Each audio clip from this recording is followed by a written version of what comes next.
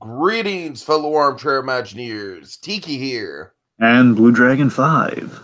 And after Ant-Man and the Wasp has proved to be Marvel's 20th number one grossing opening weekend film in a row, that's 20 opening weekend films in 10 years, folks. That's 20 movies of awesomeness, and all of them have hit number one. And because of that, folks, because the Marvel Cinematic Universe is such a game changer, and 20 is just such a nice round even number, and there's so many of these movies and everyone likes to rank them and compare them up against each other, we decided to do the Great Marvel Ranking Podcast. Dun, dun, dun, dun, dun.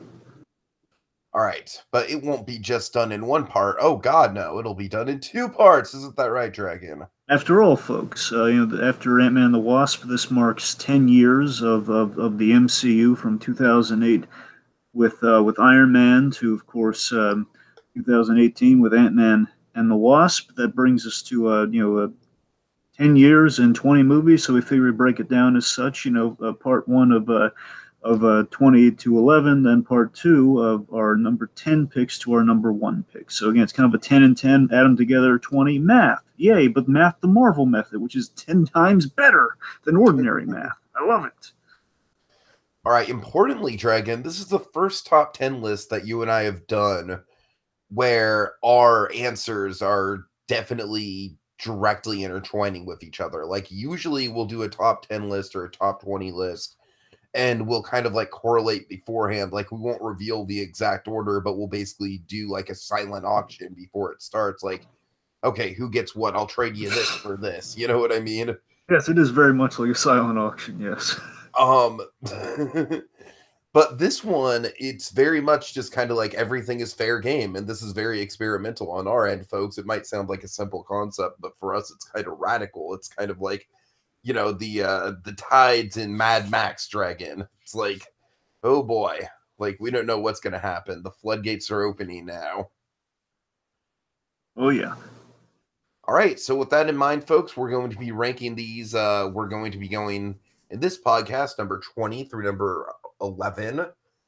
Number 20 being what we consider the weakest in the MCU film, and then number 11, basically by criteria, kind of being the middle tier film. And of course, just a slight disclaimer, with this being the MCU, all these films are at least watchable, if not good. Even our number 20s and number 19s and so on. Do you know what I mean, Dragon? Sure. I think the way, if I can just kind of transition to kind of, I guess, my criteria, and just looking at all of these and ranking them. Sure. This is one of the most difficult lists for us to make. At the very least, it was super difficult for me to make, and because I still hold this true. I don't believe Marvel Studios has ever made a truly bad film. I really don't. I kind of equate it to the it's like Pixar, sort of more accurately, it's the Pixar diamond method, as in it's like when Lee Unkrich was doing Toy Story. Tom Hanks gave him all sorts. Lee Unkrich started as an editor before he directed Toy Story 3, and he would get all these various takes of lines from Tom Hanks, and his old adage was, when I'm editing Tom Hanks, it's like I'm sifting through a basket of diamonds. And by that logic, every Marvel film is a diamond. It's a freaking diamond, and even if it's like a little smudge or small, it's still it's a diamond. There's value there, and honestly, it's also kind of like a totem pole where even when we get to number 20, folks, it's there because someone has to hold up the foundation. It doesn't mean that it's like the worst thing ever. It doesn't mean that it's like I personally hate these movies or anything. It's just that someone has to go at the bottom, and it's a testament to how Marvel has kind of surpassed themselves with each film over this 10-year period. So it's very impressive. It's very stunning. So just something has to go to the bottom, not through any malice, not through any, like, again, you can still watch these films and still enjoy a lot about these films, just maybe not as cohesively or solidly as stuff towards the top, or definitely towards the top 10 at the very least. So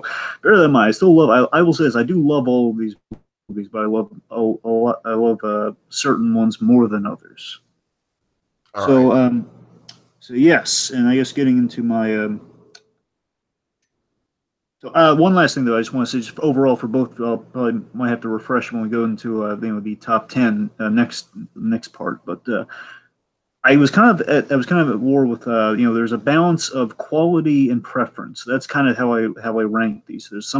There are a few kind of deadlock points in this list where I basically had to make a choice between, do I rank it one above the other out of quality or out of my enjoyment of it. So on the whole, I tried to find a balance between those two, but there are like 2 points in this list where I was kind of at a deadlock and I kind of made one choice over the other. But on the whole, I tried to kind of find a balance between those two criteria for me personally. So with that said, should we start it then? Yeah, Dragon. And again, I'm very curious to see how our list kind of differs and is similar to each other. I'm very excited about this. So I'm going to guess that your number 20 involves the God of Thunder. You would be correct, sir. Da-da-da-da. Knows me like a book, folks. So that's right. Number 20 for me on the great MC ranking is Thor: The Dark World, the second in the Thor franchise. And here's how I come down on this movie. So this obviously it might not be a surprise this is that low. I think a lot of people might feel simpatico on this. It's kind of, let's just say, I think there are 3 films from Marvel that always kind of earn or kind of towards the bottom of any ranking list. And I think these 3 are relatively unchanged even before we had 20 films. I think these 3 are kind of, this film specifically is kind of towards the tail end of any list, because this is a film where I'm just trying to figure out how to phrase this here. So look, the film it's a fun action film. It develops Thor and Loki's story. There are good elements of this movie. I mean, it's kind of a fun summer blockbuster, but by the same token, it's sort of it doesn't quite deliver. This film, it's a film where Thor and company, they deliver, but when we do some other stuff, it's there are a lot of missed opportunities in the story, and the biggest one is the villain. The villain, this is a very simple case, folks, of our villain Malekith, played by the wonderful Christopher Eccleston. Some people may know him as Doctor Who, others may know him as the priest from The Leftovers. On again, off again, priest. That's about the simplest way to put it. Sure. So that's my biggest problem with the movie, Malekith, and I feel a lot of people. Yeah. He's underdeveloped, and he's a major missed opportunity because Malekith's kind of a really cool character in the comics, from what I understand. Some people, I believe, and again, these are from the diehard Thor fans. I can't really speak to that because I just know Thor, and it's kind of a case of the MCU really sold me on Thor. I was just like, okay, well, there's Thor, and then it's kind of a case like that. And from what I understand, Malekith is sometimes debatably a Joker-esque foe for Thor. That's what I hear. He's kind of a trickster type character. Like, he could be really interesting. And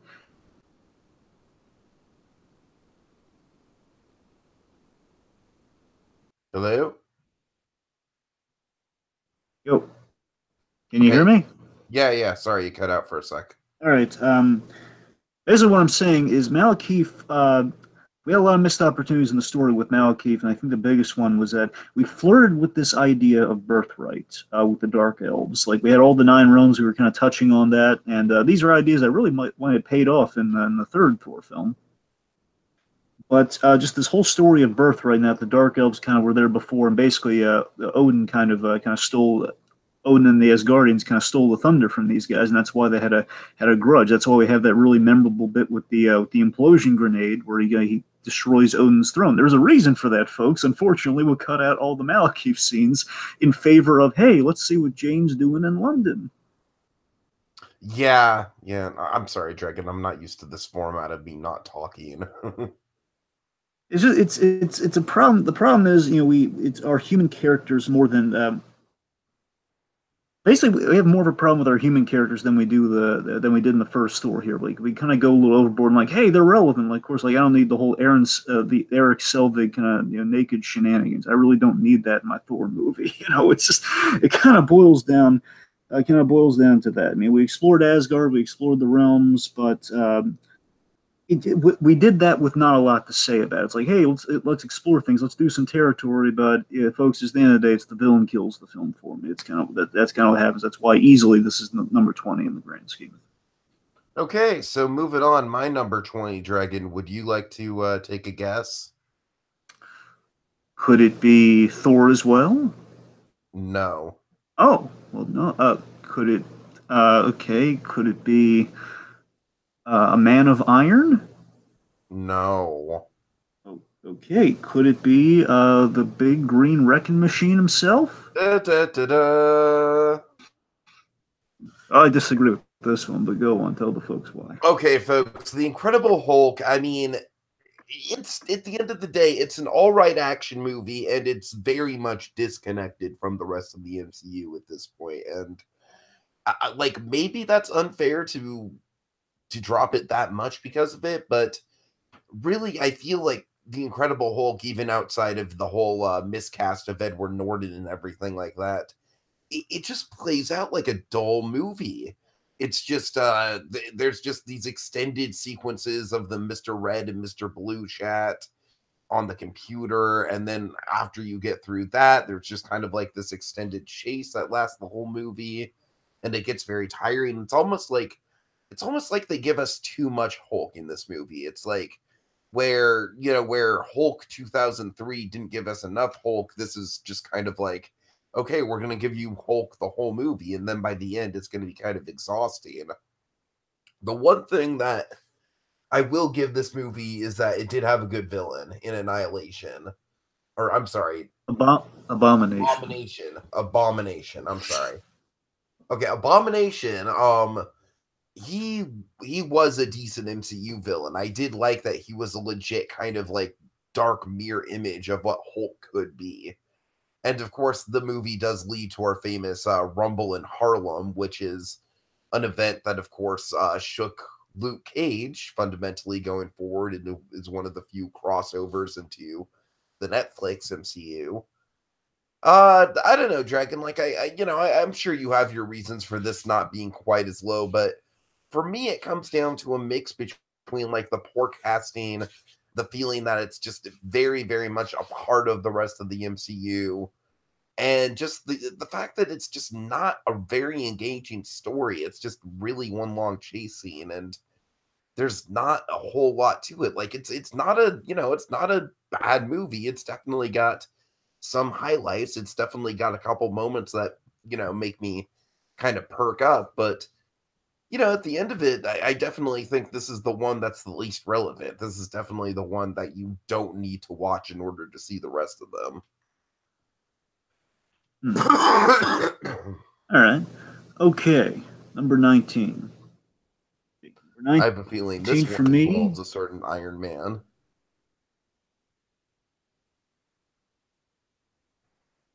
Am I right? Oh boy. But I'm sorry. So say this. Iron Man 2. Iron Man 2. It's Iron Man 2. That's the next one. All right. I thought so. Okay, go ahead. Iron Man 2. Okay. I have a feeling we'll be getting to this one again soon. Sure. So Iron Man 2, folks. Look, I'm a staunch defender. I will again with any of these, I will put up a good fight for it. Like as if it were like we were in like a PD courtroom, I'd put up a solid defense for these Marvel films towards the bottom here. I would. Again, I would defend like the fun comedic elements of like of Thor in Thor the Dark cars. Like that's fun, that's delightful. And in Iron Man 2, it's a sense of, Jon Favreau is trying to extend Iron Man's universe, we're trying to revisit it, we're kind of broadening it, and basically we're broadening and developing Tony's world, and we're introducing new characters, and I appreciate all of that. We get War Machine, and basically, we get these great sets, we go to Monaco, the world building is great, but the problem is, we lose one major one, and I'm not the first to bring this up, a major issue with the movie is that we lose a lot of momentum after the big racetrack scene, with Whiplash. Of course, Mickey Rourke's Whiplash is quite fun. It's quite delightful. It's a fun character who kind of lives in consequence to Tony Stark's lifestyle. So he's a great, again, this in comparison to the Dark World, this is a great kind of like personal kind of birthright story in a way. This is kind of like one of those stories that you kind of wish you got. In Thor the Dark World, we know what Vanko's motivation is. It's a very deep personal thing with his father and Tony's father. So all that's great. And again, like Act 1, and I guess I'm trying to think where you would say the Act 1 ends for Iron Man 2, but I would say the racetrack would be the end of Act 1. Well, then okay, then very simply, then after Act One, that's where things start to kind of things start to slow, and then definitely after the party, that's when things really okay. Now we're spinning our wheels here, and so like that, and like basically when we lose momentum, we make these odd choices like the bird. Like Mickey Rourke wanted the bird, and we have this ridiculous bird that Whiplash is. It's like not we set up again simple idea, right? Whiplash has a bird. Ivan Vanko has a bird, and he's like, okay, that's so cute. It's Mickey Rourke having kind of a prop in the scene. That's nice. Then later on, it's like he has a demand for Justin Hammer. Sam Rockwell's Justin Hammer. He's great. I'll save most of the Rockwell talk for you. But we have choices like the bird was like I want my bird. It's like, okay, why do you? I don't understand why Vanko couldn't have sent one of his guys to Russia to get the very same bird instead of this whole farce of like, he gets a fake bird and then he kind of likes the fake bird. There's like a deleted scene where he kills the fake bird. I don't get it. It's I just at the end of the day, just broadly, what I think the reason Iron Man 2 is kind of low on the radar for me and why it's kind of down here and why it's not a little higher on the list is that it's a movie that very obviously is trying too hard, and it's a shame. And I'm not saying Jon Favreau didn't do a good job directing it. I'm just saying the movie, I feel, and it's a very human error here that I can't fault it, is that it's a movie caught up in the success of Iron Man 1, and that's very much what's reflected in the movie. You're caught up in the success, and you're trying to kind of live up to the hype of the first movie, but also you have, and honestly, I think Joss Whedon, when we get to some other picks, I think Joss Whedon had a similar notion. If you make a movie that's such a success, and then you're racing to, in Whedon's case, the next Avengers. In Iron Man 2's case, you're racing to the Avengers, and there's definitely a lot of that in this movie. We're like, hey, Iron Man was great, and we had a little tease about Nick Fury. Let's do more of it. Let's throw Black Widow in there, even though we don't really know exactly what to do with her. Just throw her in there. It's like, hey, Avengers coming up. So again, that just reflects the. I mean, yes, it reflects the point of the movie. A lot of that, it's being caught up in your own success. It's kind of a cocky Tony Stark needing to be kind of educated in ways, but by the same token, it reeks of trying too hard, and that's why it's down on the list for me. So, okay. All right, any guesses on my number 19, Dragon? I'm gonna get tired of this guessing game real quick, but I mean, I don't know. Maybe Thor: The Dark World. Ding, ding, ding. All right. All right, so look, folks, again, like this is going to go by quick once we start getting the crossover out of the way here. Yeah. Nothing that Dragon said really contradicts anything that I have to say about Thor: The Dark World. It's weak sauce, you know what I mean? I think the only reason why it's above the Incredible Hulk for me is because it does have a couple good bits with Loki. It has one or two exciting set pieces, that being the hammer being thrown through all the dimensions, and then the escape from Asgard, which is very Star Warsian. Oh yeah. So outside of those two set pieces plus Loki, the movie is pretty much filler. And we get a Captain America cameo, which is we do. We get a Chris Evans Cap cameo. Yes. What do you want to talk about? A rousing discussion of patriotism? God bless America. Okay. But yeah, as a whole, I think number 19 is very fair for the film. And Dragon, I will agree with you that it's widely considered to be the worst MCU movie. But I feel like if this is widely considered to be the worst MCU movie, then maybe the MCU, dare I say, might be a step above Pixar, whose worst Pixar movie is Cars 2.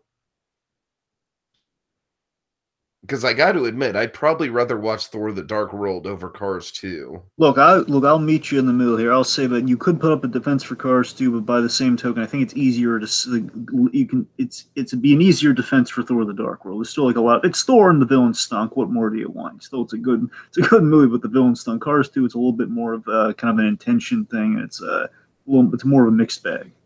All right. Okay, Dragon. Let's get to your number 18. My number 18, he's lean, he's mean, he's green.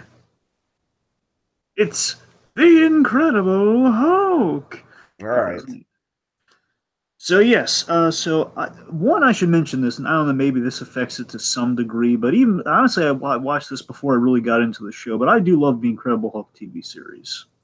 And this may have kind of started me really looking into that series, because again, it was like, basically I remember it was kind of funny. I bought the Incredible Hulk TV series so I can get some free tickets to the Incredible Hulk. Did not work at all, by the way. Just I wouldn't advise people buy a DVD just to get like free tickets to a movie. It's like the novelty of it. But the point is, I enjoyed those seasons. So in the end, it still worked out. But the point is, so I bring that up because the Incredible Hulk, it's a love letter to that show, which was great, and it is a love letter to the character and to the Hulk stories that kind of get us to that point. And again, there's definitely like Incredible Hulk, the TV series gets us a lot of stuff we know with the Hulk, and we kind of homage with the Hulk all the time.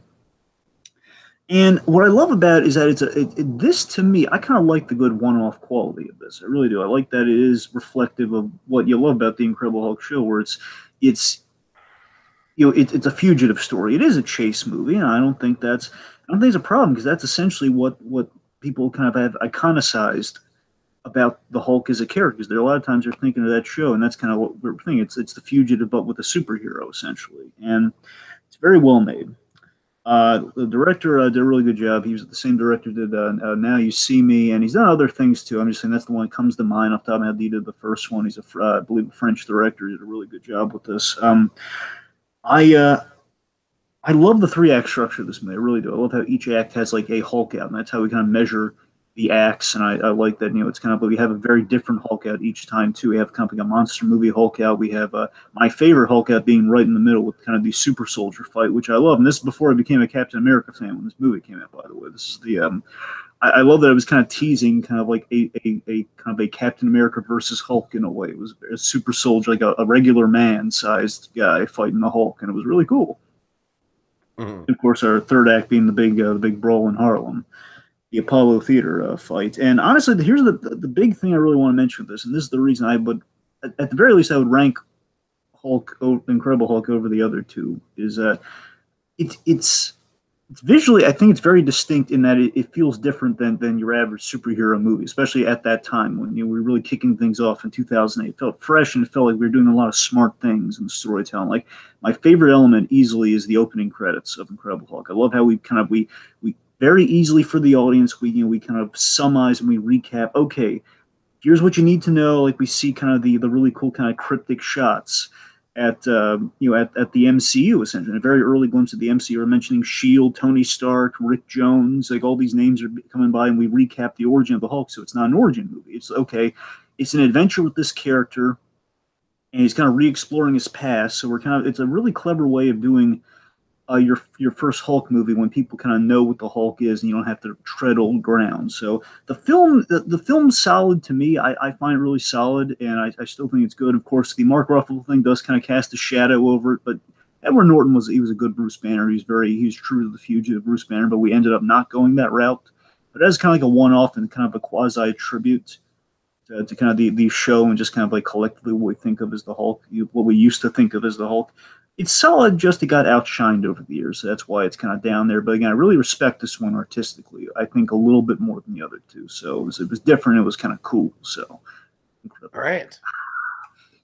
So Dragon, let's see. We're on what am I on? I'm on number 18, right? Yeah.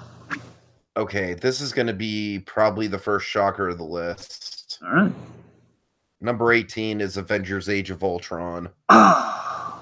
Yeah. Okay, tell us why. Folks, this is one of the MCU movies I just haven't been able to get into. I've tried rewatching it several times and I haven't even been able to watch through it.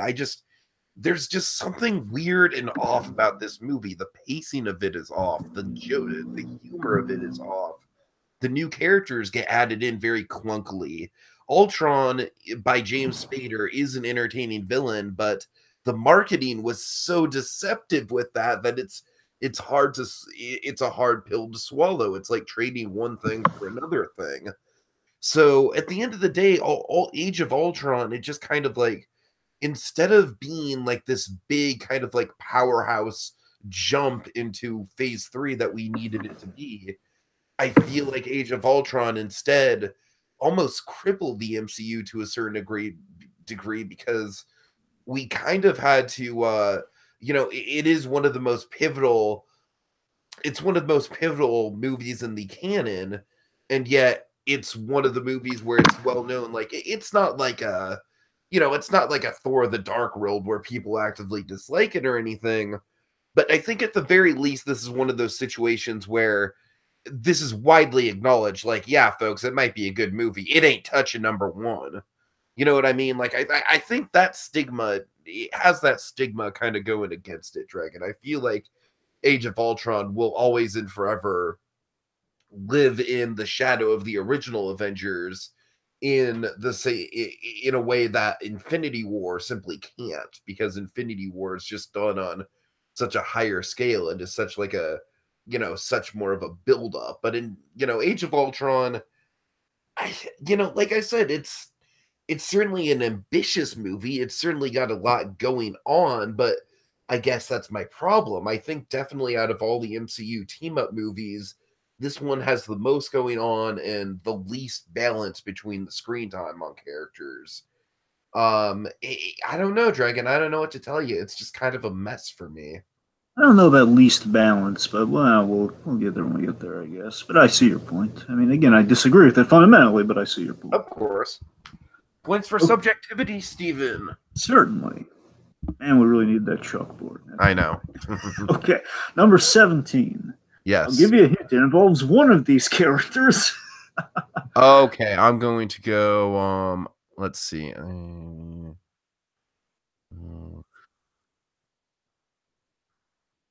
This? Hey, yeah, you got All right. it. All right. Okay. All right, so my number 17 is Thor, the original Thor, the first film in the Thor franchise, in the first phase of Marvel. Remember back in those days, folks? Remember like the land of milk and honey days of Marvel? Like you didn't know what was around the corner. It was a really surreal experience, kind of looking back at those days, at the Phase 1 days, because the Phase 1 days were like, all right, there's this studio putting out these like halfway decent Marvel movies that are eventually going to tie into the Avengers. Like that'll ever happen. I just feel Marvel fans now, fans of the MCU, and by the whole, it's like they've impressed us so much by this point. It's the point where now, if you look back on it, you're going to be so entitled. Like, oh yeah, like now our expectations are so high what Marvel's doing now, and we look back on the humble like successes of yesteryear, and we're like.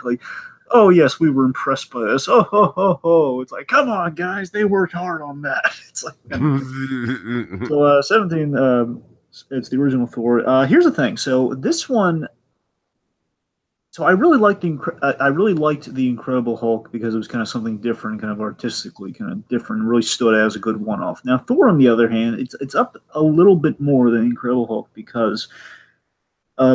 Thor it's a little paint by numbers in places, but I do feel it is a good I think it's a good example of the origin formula working, of like Marvel having, again, bear in mind they're coming up with the origin formula in Phase 1, so kind of a no-brainer there. But I think it's a good example of kind of like your paint by number basics, and this is how you do the origin movie. For Marvel, and the main reason I would place it above Incredible Hulk is that it sold me on Thor, and that's a character for me that was the ambitious one in Phase 1 of like, I don't know if I'm going to go for Thor because Thor was basically Phase 1's Guardians of the Galaxy.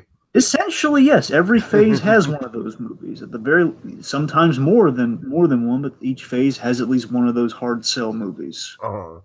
And Thor was definitely it for the first one because Thor was kind of skirting on the magic line. And here's the thing: it's a good arc. I really like Thor's arc in the first movie. Thor's arc of like it's the good humbling journey arc, and that's good. And that befits that character. You look at like from a storytelling perspective, what we do with Thor in that movie. It's again, it's kind of a paint by numbers origin movie in that we have to tell the origin, but it's a good. It sells you on that story. Pre-Avengers, I think it was the first movie to break the streak of the third act stall the Marvel movies had going against them in that first phase before we got Avengers. Like, I think Thor was the first movie that really had a good third act because, we're on Asgard. It's kind of brother versus brother. Arguably the only movie pre-Avengers to have a good third act. Yeah, that's what I'm saying. And again, there, of course, some people might be baffled by my love of a certain character. Like, what? What do you mean? We'll get there. Even I can't save him from that. But yeah, I mean, pre-Avengers, it's a really good third act on Asgard, and the whole film, it's Kenneth Branagh doing an excellent job of doing kind of a royal film about fathers and sons, and that's the third act is a good culmination. It's a good one-off in the way the Incredible Hulk's a good one-off, but for that story, that father-son story, and that would pay off like them as children being shown around the treasure room, and of course paying all that off in the end with the destruction of the Rainbow Bridge. It's all good. The Earth stuff is a lot better here than it is in Dark World, because again, it's kind of the romance of World. It's taking Thor in kind of an unfamiliar element, and he's still kind of charming. He's like, goes to the pet store, says, "I'll take your biggest horse, or the biggest dog I can ride like a horse." It's delightful. Basically, at the end of the day, Thor, the original Thor, it's simple and Marvel. It's quite simply Marvel if you want to fuse them together like that. Just take the "and" out. It's simply Marvel, and it's like basic Marvel 101s. Okay, Marvel 101, Thor. There you go. Mm-hmm. Okay, my number 17, Iron Man 2. Look, this is probably too high, but I just like Sam Rockwell so goddamn much in this movie. Yeah, Iron Man 2 really is underrated. People are really hard on Iron Man 2, but go on, keep telling. And I think beyond Sam Rockwell, I really appreciate the Howard Stark arc in this movie. I think that's the real thing that makes this movie underrated. I mean, Sam Rockwell's a bag of fun, but I think he's also kind of an acquired taste. He's kind of like you either love him or you hate him kind of character. And his spray tan. But yeah, all the Howard stuff Stark we do with him, and also the mortality stuff that we tackle with Tony, and a flirt with Demon in a Bottle. Of course. And just all the blatant like Howard Stark equals Walt Disney references. Like Dragon, this is definitely the most underrated of the Phase 2 movies, I think. No matter if you landed on number 19 or not, I definitely think it's like people just give it so much flack, and it deserves flack to a certain extent. I mean, just mentioning the Howard Stark stuff. I mean, Tiki, that you just said it right there, and there's that really beautiful scene. It kind of summarizes kind of the impact of the movie, where he puts his thumb on the blood toxicity scanner while we have the great big, the kind of the knockoff of Great Big Beautiful Tomorrow, when we have the Make Way for the Future Today. I think that's what it's called. It's and again, like that, there's sadness with kind of joy and optimism for the future. It's like that scene right there, taken out of context. That's what that movie's going for, and it achieves it in places. Sure.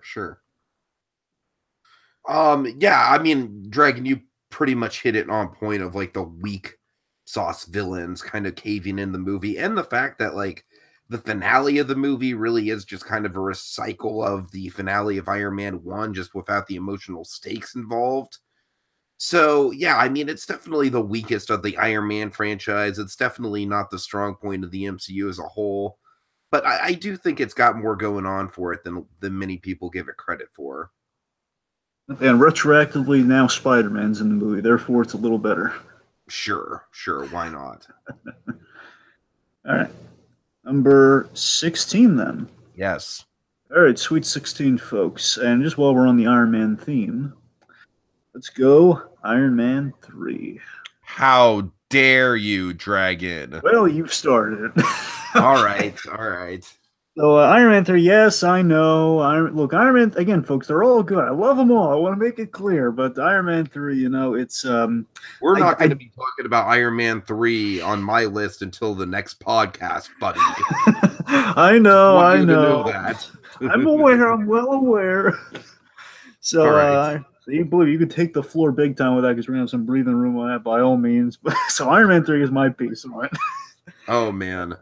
Some of your licks in. Just get a few of your licks in now, I guess. But I mean, I knew it was going to be like not in your top 10, but man, I wasn't expecting it bottom 5.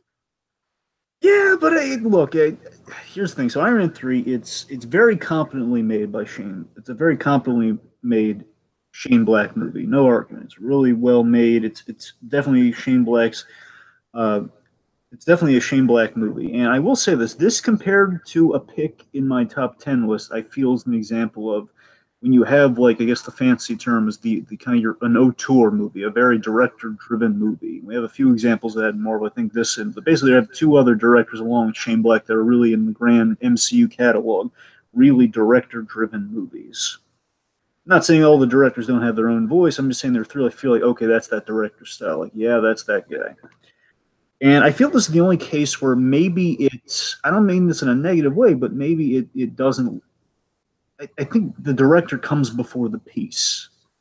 versus when like the director is saying something about the piece. And I feel this is an Iron Man movie that is a Shane Black that definitely feels like it's Shane Black before it's Iron Man's movie in places. It builds great momentum.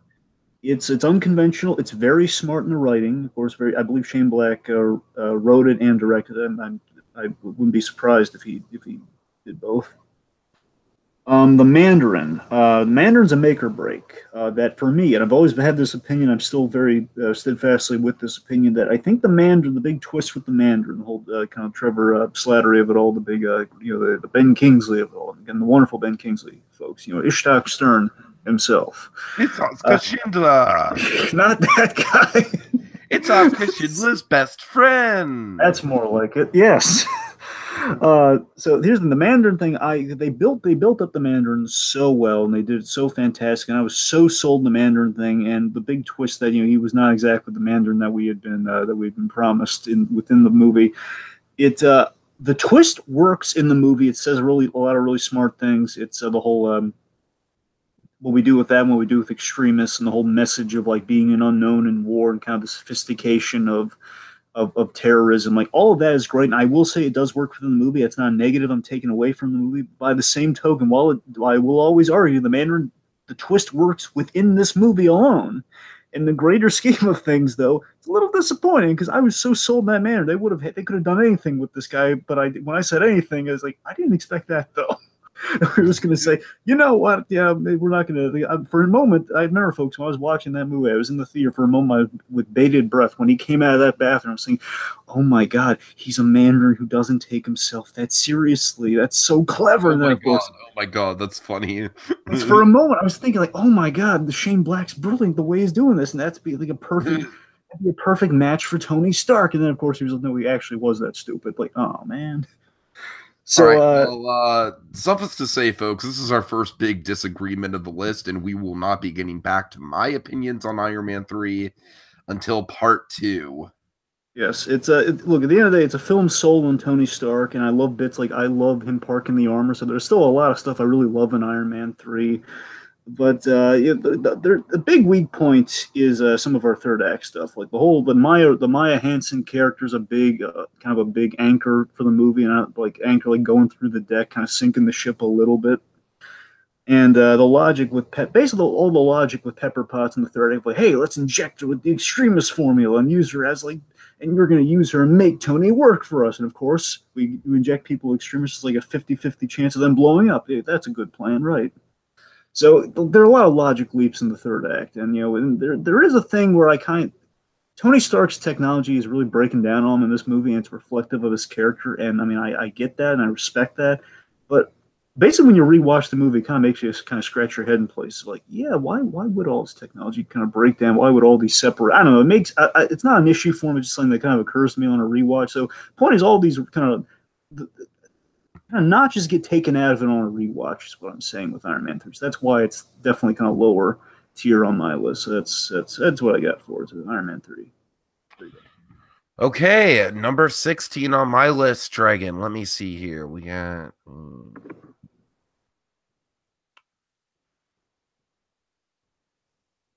Yeah.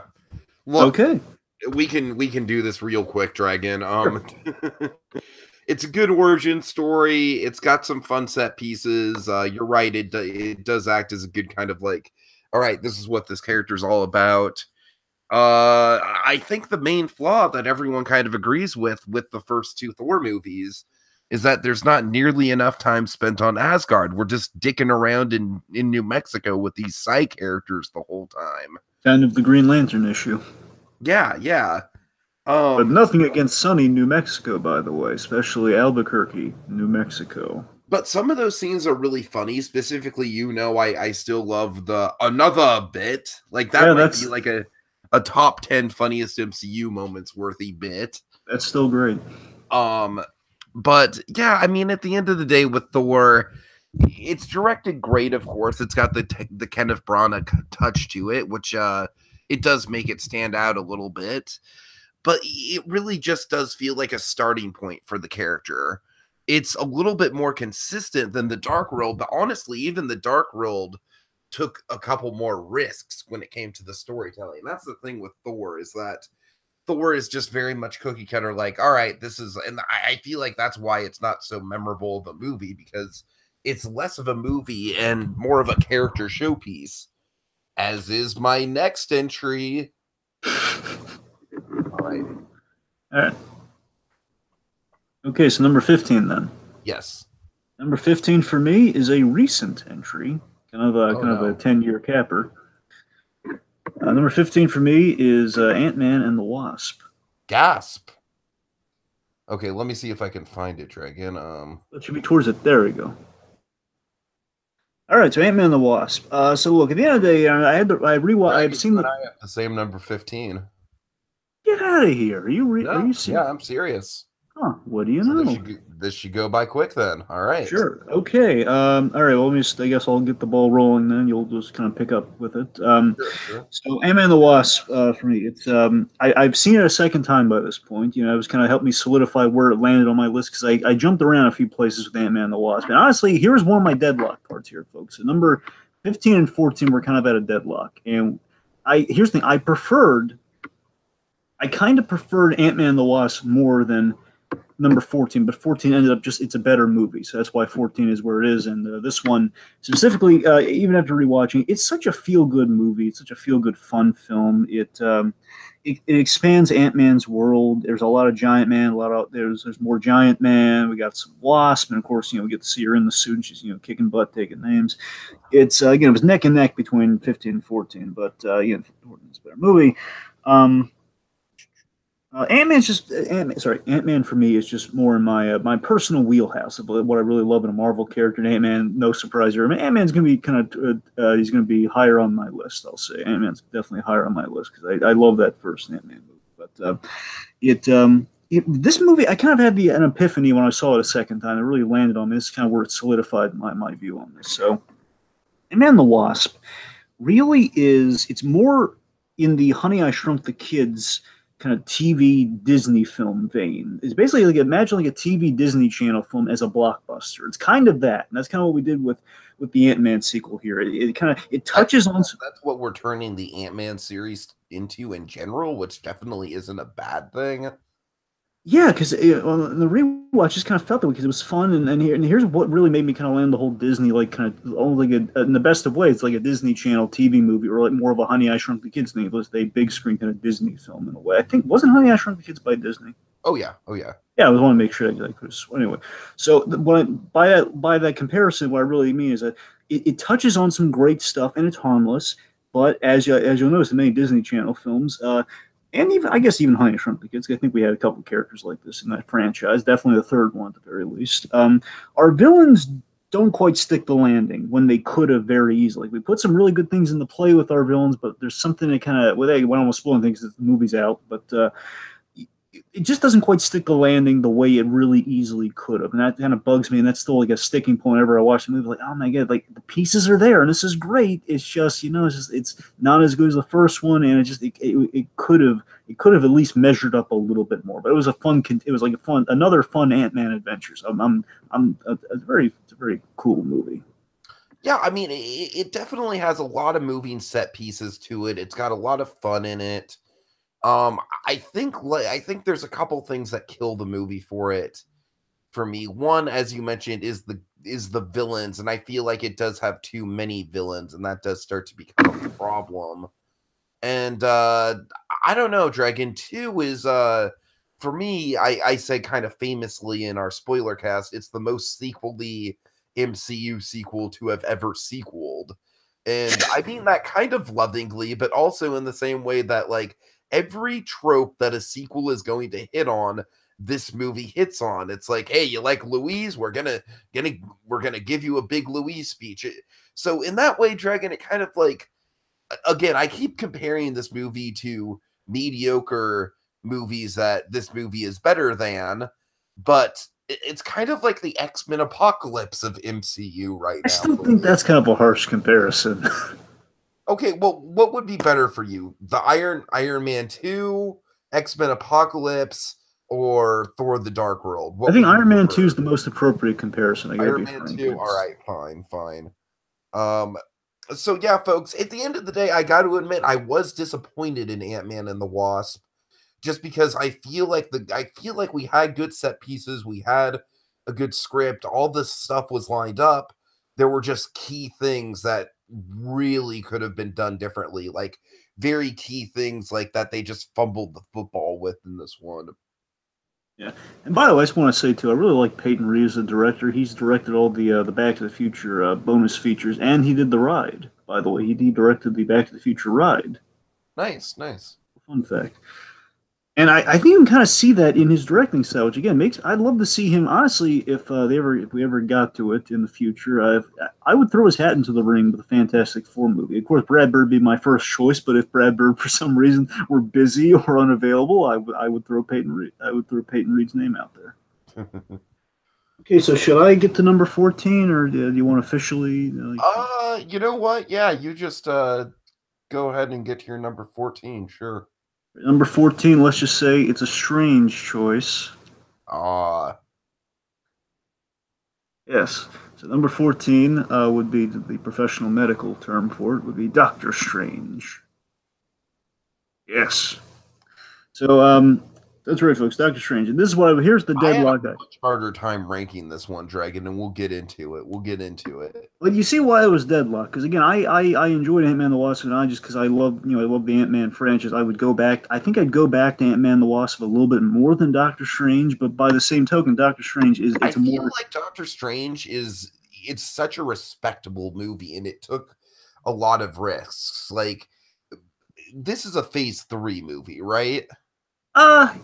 Yeah, it's Phase 3. Yeah, so I feel like in a lot of ways this might have been the closest that we got to a Guardians of the Galaxy in Phase 3.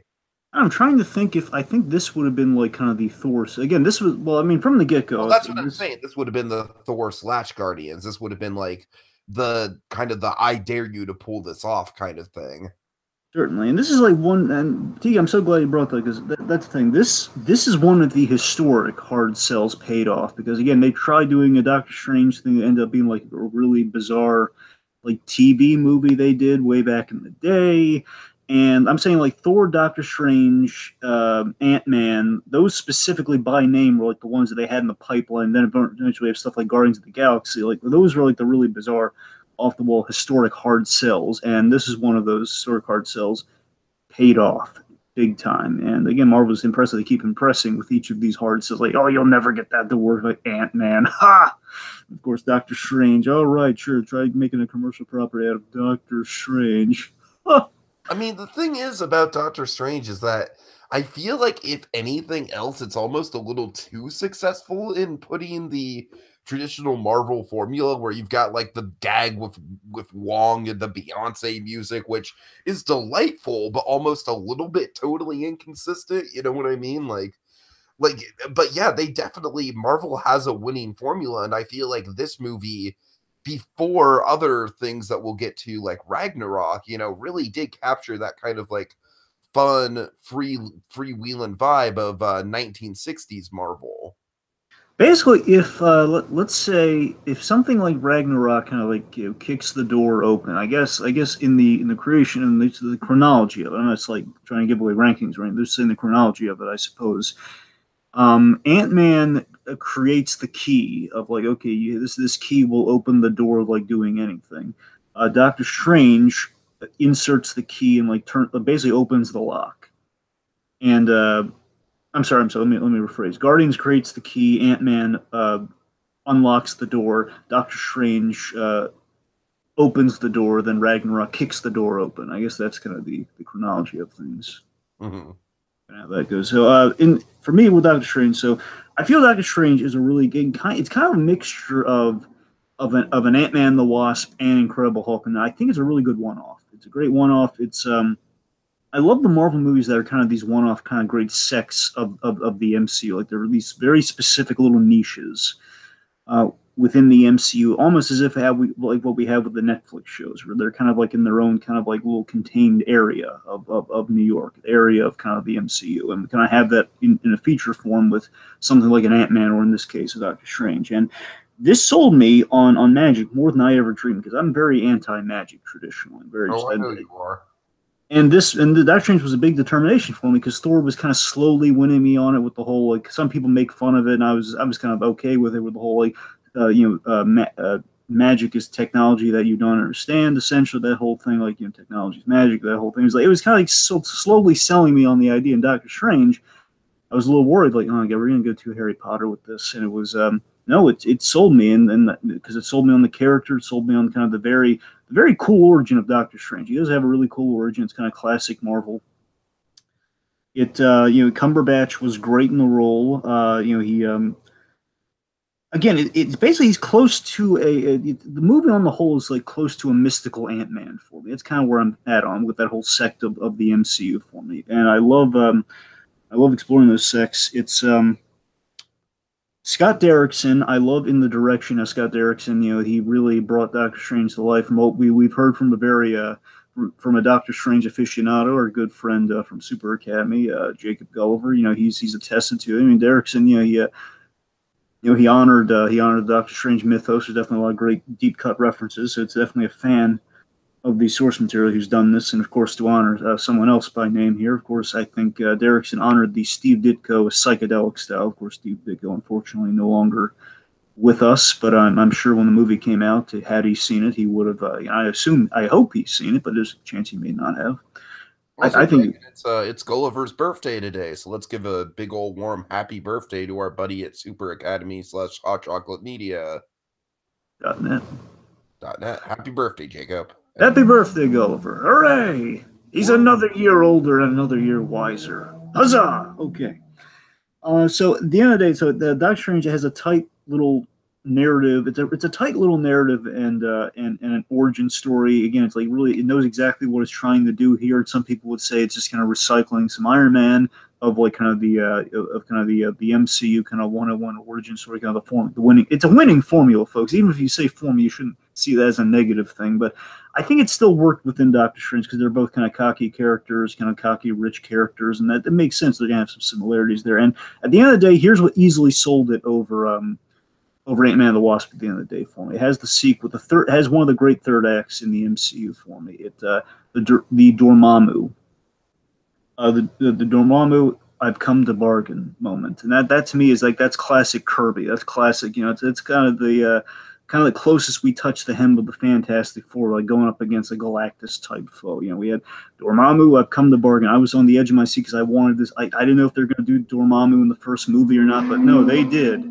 And it was it was stunning. It was just a great inventive little our hero defeating the villain with his mind, not like a physical coming to blows. We're not turning everything with like a dark and stormy filter like a Zack Snyder film. No, we're not doing that. It was like a really great inventive and something true to Doctor Strange. Felt like classic Marvel, and that at the end of the day is what sells me on Doctor Strange. And yeah. All right. Might not revisit it a lot, but it's a very solid film easily.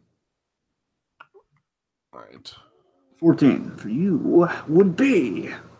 Yes, one moment. I'm actually just sending a birthday card to Gulliver.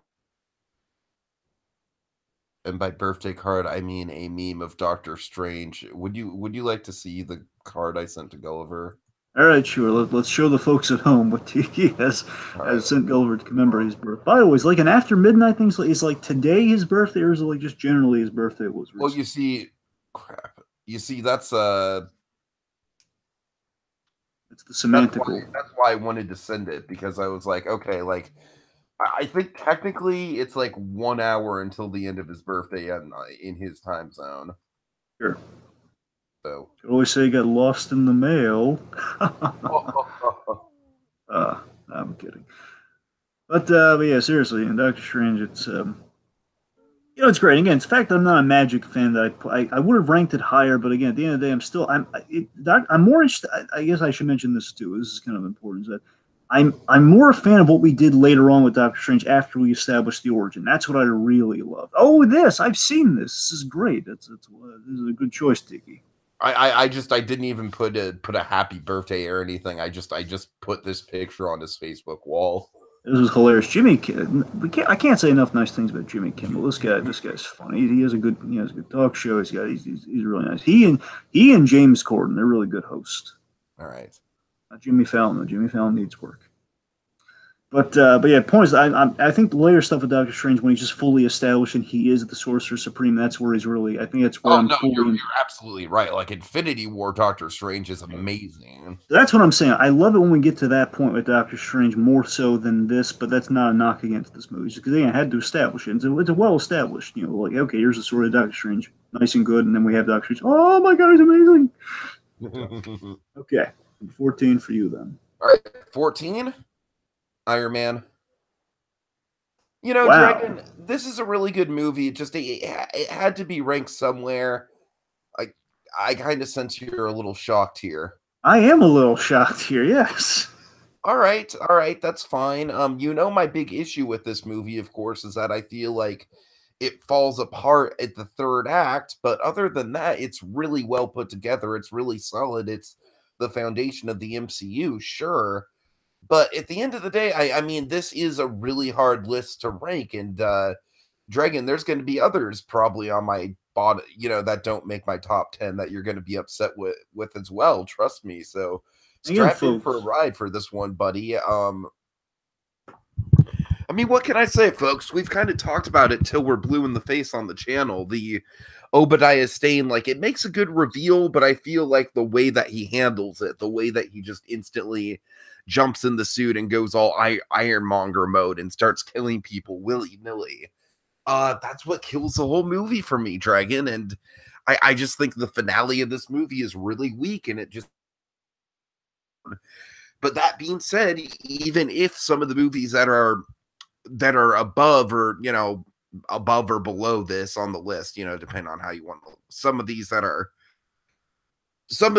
ranked as worst movies, I got to admit, even the movies that are ranked as worst movies, they might be a little bit better paced and a little bit I'm sorry. My point is, like, Iron Man would probably be in the top 10 if not for that villain reveal, but that villain reveal does kind of hold Iron Man back. And but regardless, it is a very good movie, of course. It is what set the stage for the entire MCU to come. It's very trippy, actually, watching this guy like kind of create this this faux knight in shiny knight armor in a cave. And that's kind of like the genesis for, the Infinity Stones and the bubble ray guns and all that kind of crazy stuff. You know what I mean? Yeah. So it is a very interesting kind of like, yeah, folks, it all kind of stemmed from this. This is kind of like the big boom of the MCU. But Dragon, I'm sorry. You might be disappointed with me, but like I said, throughout our friendship, you've known that I have big issues with Act 3 and Iron Man, and this is kind of where, it kind of prevents it from going any higher for me. Well, folks, two things. One, I feel a lot better about where I placed Iron Man after he's placed it here, so that's a benefit. That's a plus for me. Secondly, again, I think it's just a testament to the fact that, again, over the years, it's just they keep surpassing themselves, and even like one of the most kind of top tier of the Marvel movies, over the years, it's going to get surpassed in issues like the third act, which, again, I have more of a defense for the third act, but, it's neither here nor there at the moment. Well, again, your points are valid. That third act is flawed, but, it's kind of like a glass half full, glass half empty sort of thing. The point is, Iron Man, again, it dazzled when it came out, and we built the whole universe off of it. So it's a very important movie, and just, again, it's a testament to how far they've come. So, that said, I guess going on number 13 then. Yeah, number 13. Number 13 is somewhat in connection to Iron Man. It is Spider-Man Homecoming. Really? Yes. Dragon, I'm shocked because Spider-Man Homecoming is actually higher on my list than it is on your list. Oh, man, that's trippy. I know, right? I feel like I've kind of gained a second appreciation for Spider-Man Homecoming after Infinity War. That's what I think it is. I know one thing. You're going to be baffled by my number 12. But anyway, so number 13. Spider-Man Homecoming. So, again, folks, I guess now I'm going to put up my Iron Man-esque defense that Tiki was mounting. No, it's totally fine, Dragon. Like, Spider-Man Homecoming is only a couple slots down on my list, so we're not very far off at all. So, So here's the thing: Homecoming. I do enjoy Homecoming a great deal. It's a great adaptation of Spider-Man on screen. It really is. It's a great kind of like it's the teenage Spider-Man. Again, it's kind of here's it just lucked into being this way, folks. But of course, two very Ditko inspired films. Of course, kind of back to back here with Doctor Strange, with the psychedelic Doctor Strange stuff, and the because you got to remember, folks. We'll get into some other juncture, but as Steve Ditko, Doctor Strange was the majority of Doctor Strange was Ditko's baby. Ditko's baby was Doctor Strange, and Stanley really just kind of played with the magic dialogue. That's really where that kind of and making him a doctor. That was all. That was Stanley's half of that. But anyway, Spider-Man Homecoming, of course, plays with those early Ditko years of kind of the teenager in over his head and everything, and of course, famously the eyes with the expression. That's a big Steve. That's a big Steve Ditko thing right there. So it's a great adaptation of Spider-Man on screen that we had not seen before. That was kind of unique to that was unique to it. We always flirt with the high school years of Spider-Man. We always have to it's almost like a mandate that we have to force. Like we have to show that he was in high school because he was. But this is the first time it was like naturally worked into the story. The elements I really love about the movie, I still love about the movie. I love that it feels even more so. I flirted with this with Ant-Man, but more so easily with Spider-Man. This is a big budget Netflix kind of grounded hero in a way. Like this is a guy who's like in a neighborhood very local to Queens. He's a very Spider-Man tied into the hearts and minds of New York. He's very grounded in that respect. He's a friendly neighborhood Spider-Man, which again it's like a big budget kind of it's one step above the Netflix heroes, which of course is a really good wheelhouse I think for the MCU. It's I just love that he's like in the middle. He walks the line between both worlds in a way, looking at it that way. I love. I was a huge advocate for this movie because I love Spider-Man in the MCU finally, and we get to have all these references, and we get to finally have this character here and kind of play with that, and just how we can name drop these great Spider-Man things within the MCU, and I love the interconnectivity of it all. Keaton, he is such a phenomenal villain. Practically goes without saying. I just think it captures the character-wise of Spider-Man really sticks out to me about the movie. I love how it captures the heroism of a kid from Queens learning that that he's the hero, not just the suit. Again, it's a movie that kind of walks you through a kid learning that Spider-Man is not about the guy in the fantastic costume swinging around there. Don't get me wrong, it's a part of the character, but you read any Spider-Man story, you watch any Spider-Man movie, you're going to care about the guy behind the mask. You're going to care about Peter Parker, and that's what this movie was about. Him kind of coming to that lesson of like, okay, you're gonna care about Peter Parker, and I live for the moments of the ethics of Spider-Man. The great power, great responsibility moments in practice, where we have these moments of choice that aren't. We build to these great Spider-Man moments of choice, almost like a Telltale game where you make the moral choice, you're offered a choice, and Spider-Man was it's a different Spider-Man. At the same time, we get classic Spider-Man, and while we have basically the way he saves Vulture, that's the big moment with the ethics I'm referring to. I love that moment where he saves Vulture on the beach. He saves Adrian Toomes, and it's just that moment like I was so afraid they were going to kill off Michael Keaton. He rushes in there and he saves the bag of one. It's classic Spider-Man. That's him again doing the responsible thing, and that's Spider-Man to a T to me. And the reason it's a little lower is that there is a great John Hughesian quality to this. That is great, but by the same token, some of the high school stuff doesn't land with me. And it's a subjectivity thing, I know. And again, some preferential stuff in the making of this list here. So it's I mainly love this movie for the world building. I realize that, and that's kind of why I just like a lot of it's great. And I think I appreciate this movie more than I would. I don't feel as compelled to. I'd be comfortably watching it. I'd be comfortable like in a series of things. I would watch is like okay, I'm gonna marathon a couple Marvel movies. I would include Spider-Man: Homecoming into that. It's kind of the movie hits a sweet spot that shows a lot of promise. That's kind of what it is. It's like a sweet spot in the MCU that shows a lot of promise for the future. It's I don't know if it's necessarily perfect, but it's a very well constructed Spider-Man movie in the greater whole of what Spider-Man's become a part of. So he lives up to the name Homecoming of Spider-Man to Marvel. So it's all delightful. It's all great. All right. So, oh boy, Dragon. So let's see. We're at my number 13. My number 13. Oh, man. Oh. What are your reasons why, Tiki? Dragon, I hate to do this, all right? I really hate to do this. You know I love this movie. I'm afraid of what your pick's going to be right now. I think I... Oh, well, okay, it's not as terrible. I thought you were going to go with something even worse. Okay. Well, okay, I don't... Here's the thing with Captain America, the First Avenger. The first half of this movie arguably might be the most well put together first half of any MCU movie ever. The time period is perfect. All the MCU world building details, like the old fashioned Stark Expo that's reminiscent of a World's Fair, perfect. All the performances, perfect. Building up Steve's dynamic with Bucky, fucking perfect.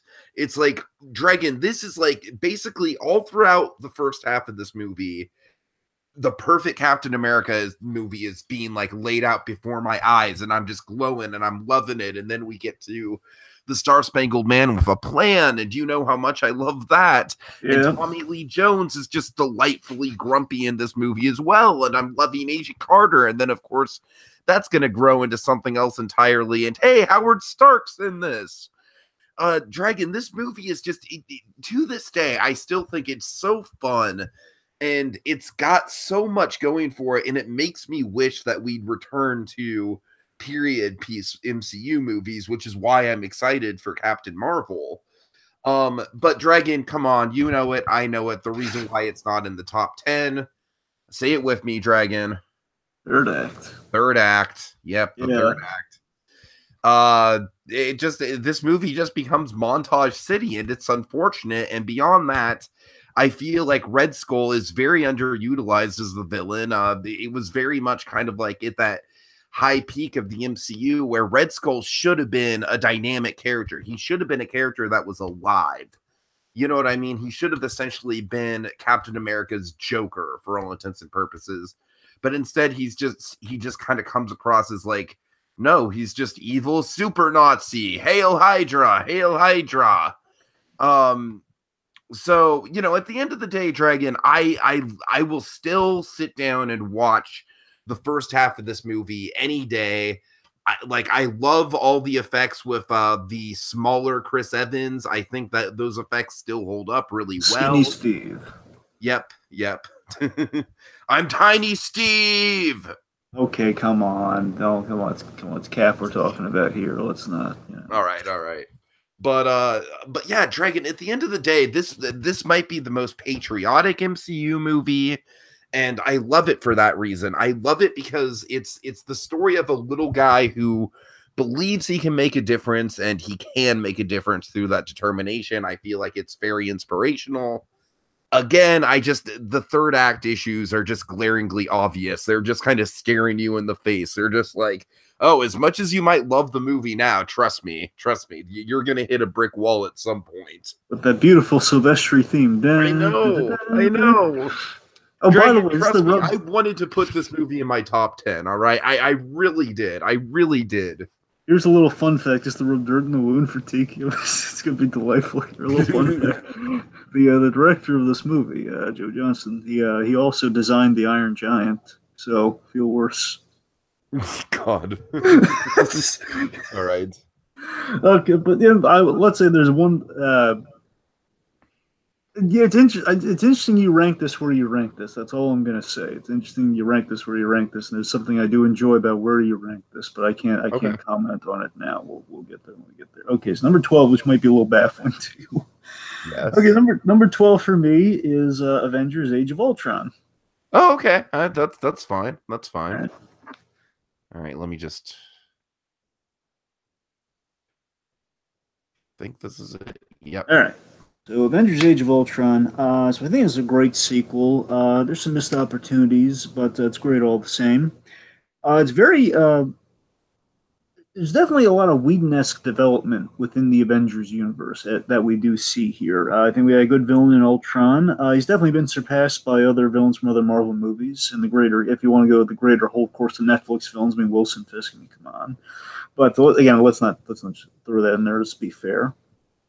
Yeah, all good villains.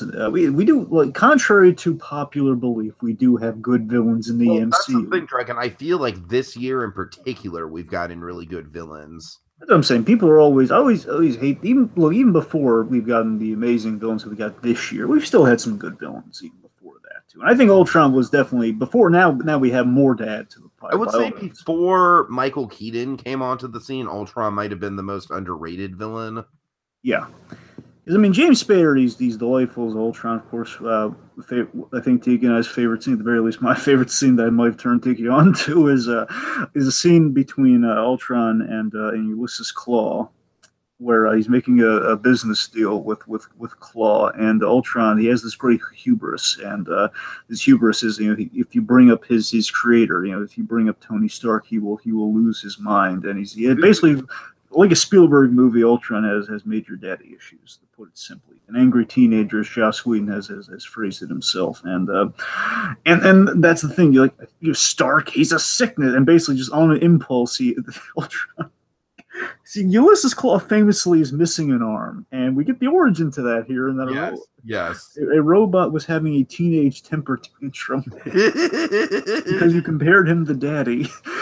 And he cut his arm off. Such an MCU explanation, Dragon. That's why I love it. And here's what's delightful about it too. So James Spader, I love James. By the way, I love James Spader. A lot of people love James Spader. And interestingly, he and Robert Downey Jr. have a really interesting working relationship over the years. So it's very appropriate that they were kind of paired together on this movie, especially in such kind of an intimate way. Kind of a vague father-son illusion, the whole piece.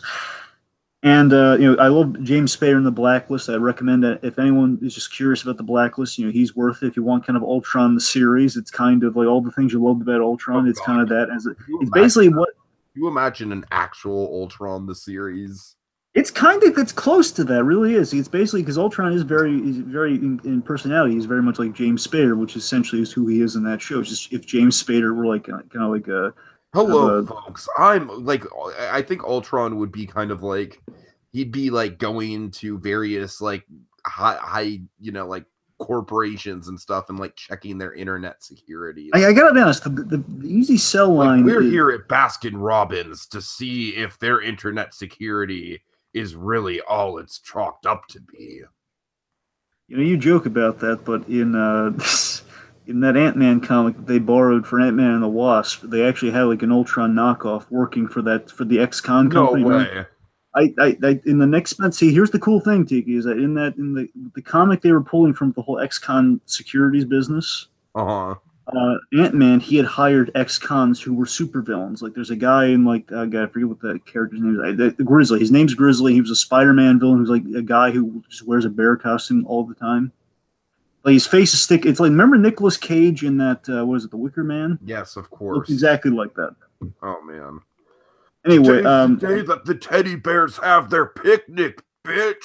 So mainly it was that guy, Grizzly, was just an obscure Spider-Man villain, and you had this, I forget the guy's name, but he was a really obvious Ultron knockoff. He was a walking machine guy who was just very, he provided like free Wi-Fi and stuff. He was ridiculous. Anyway, sorry, getting back to the Ultron a little bit. Basically, The Blacklist. It's basically if Ultron were a hobbyist, he would be Raymond Reddington. That's essentially what it is. If Ultron were into all hobbies and everything, if he were easily distracted by hobbies, that'd be Ultron. Anyway, as to the point is he cuts the guy's arm off, he cuts Claw's arm off, and just here's the bit that sells it for me. He genuinely apologizes. Oh, I'm sorry. Oh, that looks bad. He's for cutting the guy's arm. I'm sorry. Getting back on point. So we flirt with a lot of, and this is classic Whedon writing here, we flirt with a lot of really smart ideas, and for the most part, I would argue we deliver on all those ideas, but again, it's kind of combating the really, I don't want to say overhyped in a negative way, because we had really good marketing on this film, and again, a lot of that's there, but here, and this is where it comes yeah, that's the thing, Dragon. I feel like the marketing was almost too good, because they were selling us on a movie that didn't exist. Yes, that's it, folks. And the marketing was too good in that that's why I say flirt with, and I say it didn't deliver fully, because we got the majority on the surface. We got all the stuff that was promised in the trailer, but not to the extent that it was really hyped up to us. And I feel like Ultron stuff. Like I remember Tiki and I, we did this ridiculous extraneous thing. It was delightful, but it was extraneous. The whole wonderful Oh, road to Ultron. the marvelous road to Ultron. Yes, the Marvelous Road to Ultron. Essentially, what we kept laying out, like towards the end, basically the speculative thing at the end of each video, where basically we kind of recap the arc of each character, and we kind of speculate where they go with Ultron. All that speculation, we basically played into what the trailers were hyping up, in that you were going to do more like kind of the thought, basically see Ultron's comparison to each Avenger, and we flirted with a lot of that. And I did enjoy the flirting with that, but we didn't go far enough with that. Specifically, the whole father-son parallel between Tony and Ultron. That to me seemed like the whole Howard Stark of it all. We didn't really do the snake eating the tail as much as I would have liked for the movie, and that's a reason it's not. Ultron used to be really high on my ranking before all the other movies came along. It used to be really high up there, and of course, as the more movies come along, it gets kind of pushed down. And we have a lot. The thing I really love about Age of Ultron for me, I love the subtle development on Captain America. I love Cap's story in this movie. It's really good, and even it's subtle, but it's good. We set up a lot in this movie, and we set up the Sokovia Accords. Like, this movie is very important in the history of the MCU because it sets up Civil War, the rift between Tony and Cap. It sets up the Sokovia Accords, and we get Claw. So, of course, a big element of Black Panther is set up here. Vibranium, all of that. But at the end of the day, there are as many good things as I can say about Age of Ultron, many things I could defend with Age of Ultron. Here are the two things that really stick out, the two things that persist and just kind of make the movie like, yeah, it's like it's not bad, but it sticks out. Is the Maximoffs? They don't hold up. Basically, the way we introduced the Maximoffs in kind of a clunky way. We introduced Quicksilver and Scarlet Witch, and I still feel like Quicksilver has a couple entertaining bits, but they're not enough to save the characters. That's the thing. I like those characters. I have nothing wrong with the characters, but they're introduced in kind of like hey, we introduced them so we could have them. And honestly, I feel like all the Quicksilver and Wanda bits are just kind of black holes of screen time. And honestly, this is going to be kind of a hard way to describe it here, but it's kind of like the Maximoffs in this movie. They're such great characters that they're pulling from here, yet they kind of devolve to kind of callbacks in this movie, where it's like, you didn't see that coming? It's like, that's kind of when I think of the Maximoffs in this movie, I keep thinking of, you didn't see that coming. It's like, right. And that to me is kind of a drag on the movie. That's really what I come off with those characters. I love the character of the Scarlet Witch. And I love what we've done with her. I love that we're building to her. And Elizabeth Olsen is very excited about what she could do with the Scarlet Witch. I mean, she cares about that character. She knows what she does in the comics, and she's hoping to get to, like, Scarlet Witch is a huge character in some very specific Marvel stories. So you have that. But then you have Force elements that speak to the issues behind the scenes with Joss Whedon here, where we have Thor's Force side plot.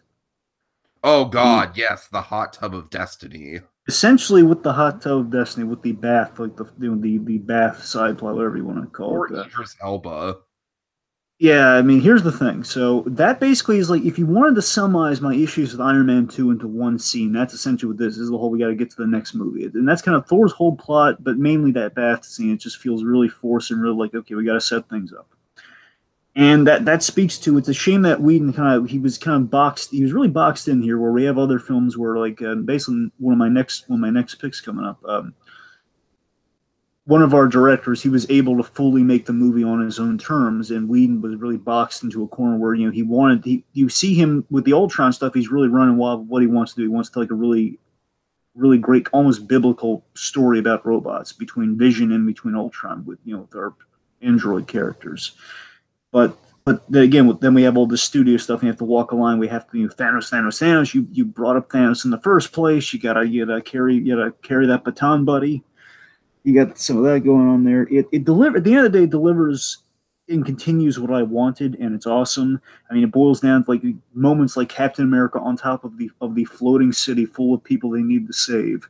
Captain America saying, "I'm not leaving this rock with one civilian on it." Like, yes. Yes. Of course, we have the great Jeremy Renner delivery of like, we're on a floating city and there's a bunch of robots and I have a bow and arrow. None of this makes any sense. I mean, at the end of the day, it's the Avengers being heroic and they're literally battling an embodiment of Tony Stark's character flaw. That's cool. That's really, I mean, that's cool. I love the downtime at the very start. We had one of the best Stan Lee cameos in this movie. So I love a lot of Age of Ultron, but there's still elements of like, yeah, maybe it doesn't hold up as well as I remember it, but it was great though. All right.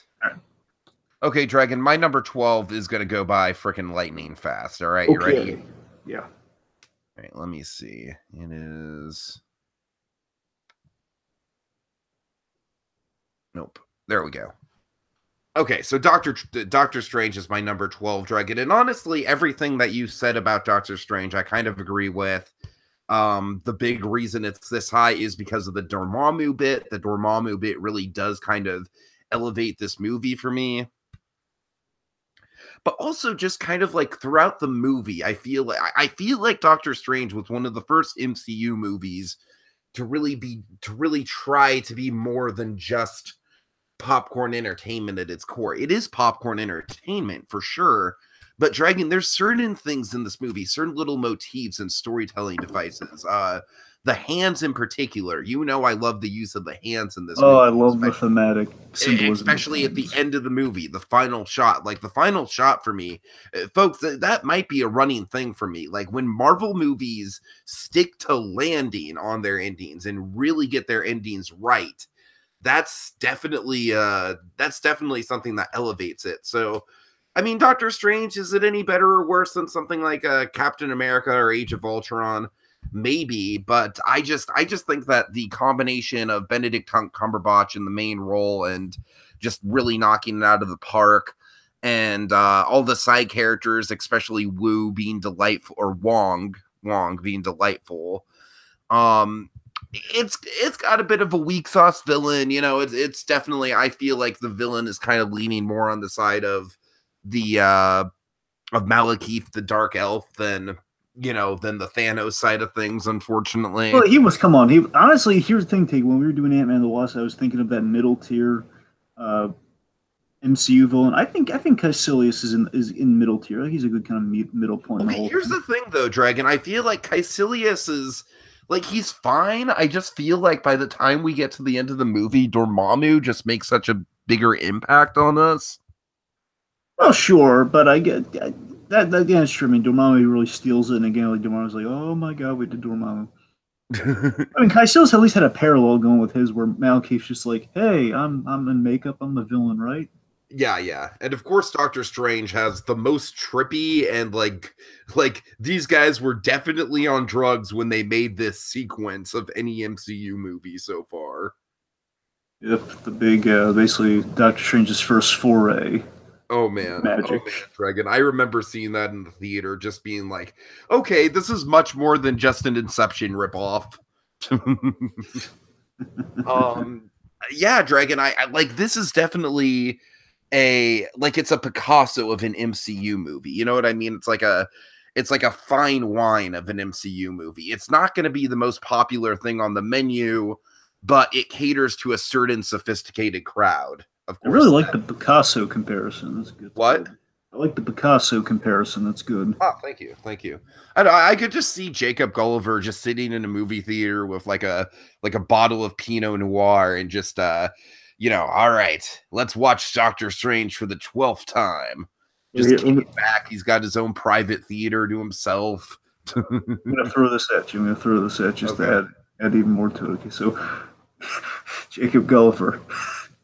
We follow, the camera follows him as he buys a fine wine. He sifts through a few of them. He says, "Oh, good year, okay." And we hear like kind of this great classical orchestral score behind him as he walks to a movie theater. "One, please. Is there anyone else in the theater?" "No, Mr. Gulliver. Thank you." He walks to a theater. He walks right in the middle seat in the whole section of the movie, almost like a West End. I guess it's like shot like a Wes Anderson movie almost, like a Grand Budapest Hotel like shot. He's in the middle there, and like the projection's going. We have him like lit by the screen of the movie, and we see like all the hands, all the various hands, and he pours it, and he for a moment like he sniffs the wine, and then we see Doctor Strange like back into his seat, and he's just like, almost like instead of a thumbs up, he toasts the screen with the wine.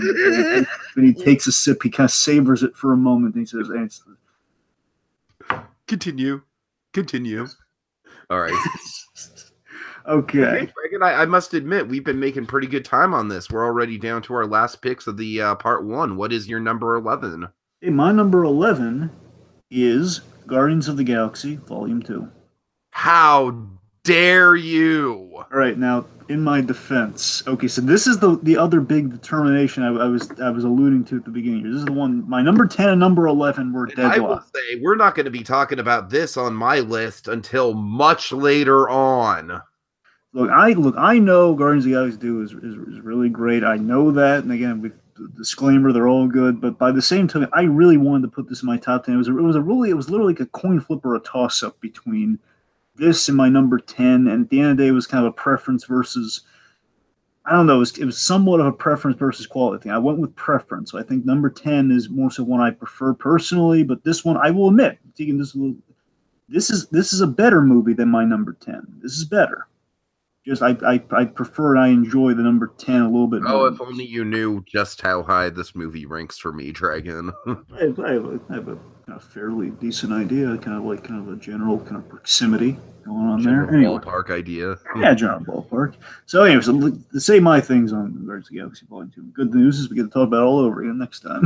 But, yeah, that's why I'm not saying shit. I'm not like just have the floor on this. I'm not saying shit until I get to on it. I look forward to hearing what you're going to say because I know you love this movie. Oh yeah, but so Guardians Volume 2 for me is 5 times in theaters. Sure, certainly. So I alluded to Joss Whedon was a filmmaker who was kind of with his sequel he was kind of boxed into a corner. They got to set things up, and James Gunn, thankfully, because Guardians of the Galaxy is kind of like an offshoot, unless you flirt around doing the Thanos of it all, which in this case was not really the case. He was kind of lucky on that front. But by the same token, James Gunn, he had a lot of carte blanche, and like, oh my god, you sold us on Cosmic Marvel and Space Marvel. James, you're so wonderful. Do whatever film you want to do, man. Gun it up.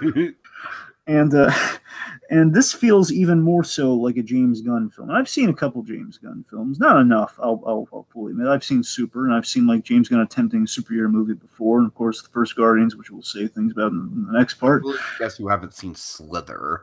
I still, part of me is tempted to see Slither, but I don't know, something keeps stopping me. I don't know what it is. But anyway, well, I've seen Super a bunch of times though.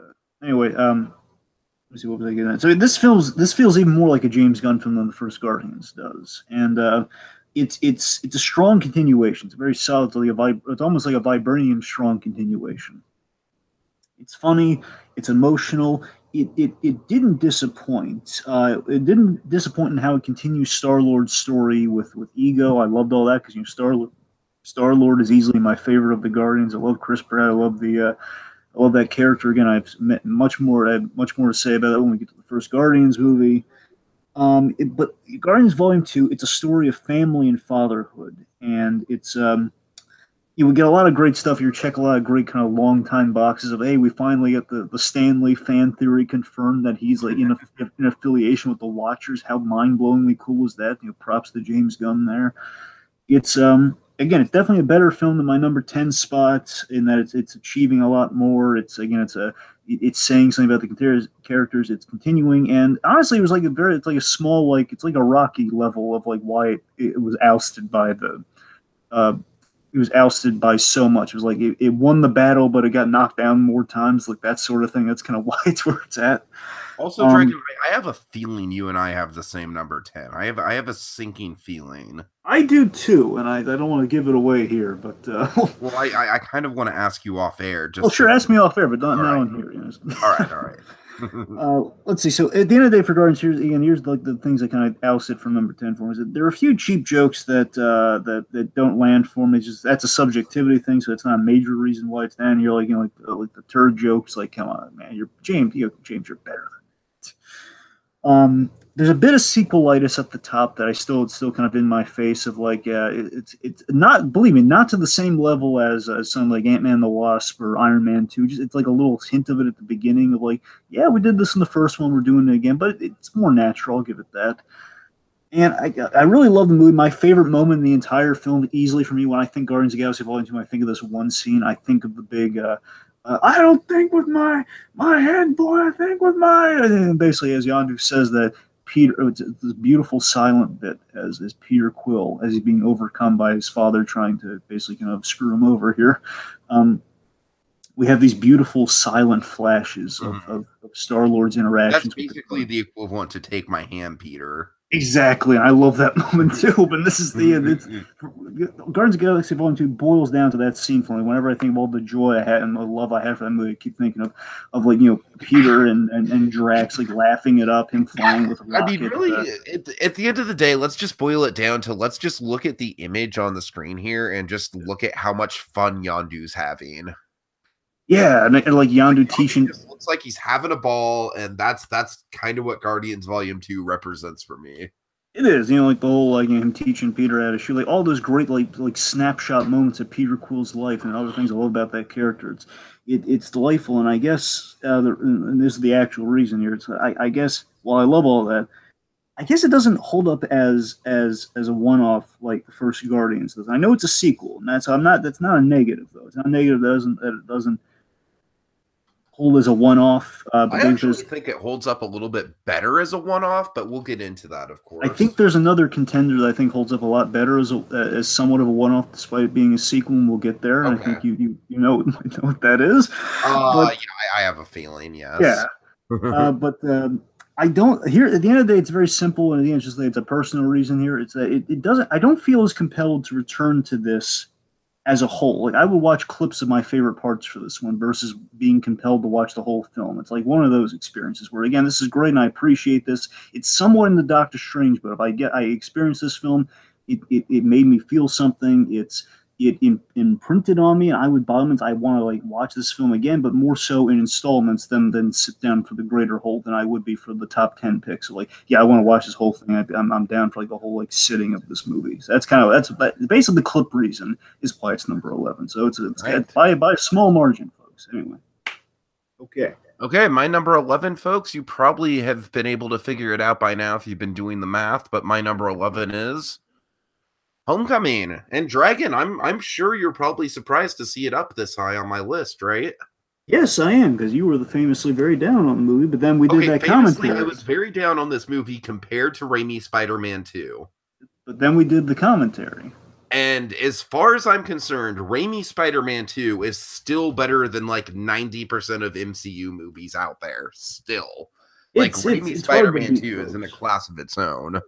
It is somewhat in that Superman. It's like kind of I wouldn't go as far as to say that Spider-Man 2 is very much kind of almost a better Marvel equivalent. I say Marvel in this the collective sense of like a Superman 2 of like Superman 2. Yeah, Superman 2 has those issues in the kind of the editing and the final cut of that movie. Where Spider-Man 2, while it does have like a 2.1 cut, all that, but it 2.5. I forget what they ended up calling it. I think it was either 2.1 or 2.5, whichever the point is. Spider-Man 2 is a very historic, really good film. But anyway, I'm sorry. Keep going with what you're saying. Yeah, so Homecoming, not a lot to say that hasn't already been said about this movie. I think that ranking it right in the middle of the pack is fair because I have said it's kind of the most average MCU movie, and I don't really say that in a bad way. I just think everything about this is really good. Nothing about it really amazes me. But at the very least, everything about it is very on point. Like, I guess Flash Thomas being the big sticking Thompson, I'm sorry. Flash being kind of the big sticking point, like, yeah, no one really likes this guy. But other than that, Dragon, I feel like this is a very rewatchable movie, and that's where my appreciation for it is kind of growing from. Like, I've definitely sat down with it a few more times, and yeah, it does have a good energy to it, a good clip. Of course, my main flaw with this movie, the thing that brings it down for me, is the fact that it's the Spider-Man movie out of all of them, including the Amazing Spider-Man movies and Spider-Man 3. Out of all the Spider-Man movies, it's the one that has the least pathos to it. And I'm a Spider-Man fan who I love my Spidey with some pathos. So I hope that in Spider-Man Far From Home we'll get that. And of course, you know me, as a Spider-Man fan who loves my pathos, Infinity War got to me, and Infinity War was the moment where I really, truly fell in love with Tom Holland's Spider-Man. It took me 3 movies to truly fall in love with him, but that was it. That was kind of the moment that really sank in. But at the end of the day, I do think Infinity War, just in hindsight, makes this movie better because we get a little bit of Ned in Infinity War. And of course, in Infinity War, we see Peter's childlike naivety kind of play out in a big, way more destructive kind of way. So Homecoming, like I said, I feel like it's a perfect movie to put in the middle spot.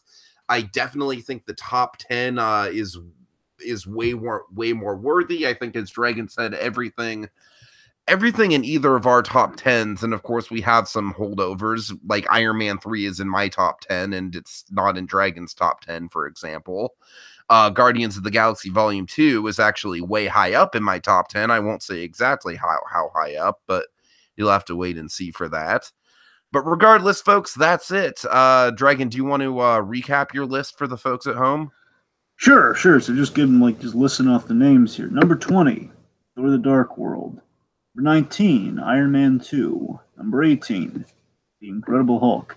Number 17, Thor. Number 16, Iron Man 3. Number 15, Ant-Man and the Wasp. Number 14, Doctor Strange.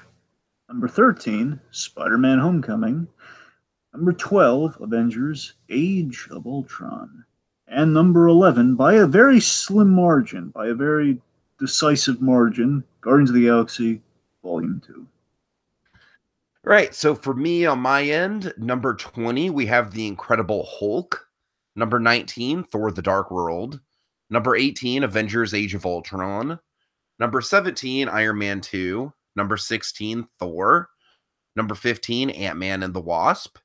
Number 14, Iron Man. Number 13, Captain America, the First Avenger. Number 12, Doctor Strange. And number 11, Spider-Man Homecoming. All right, Dragon, any final thoughts on the list and any kind of things that you want to say to prep up the second half of the list? All right, so I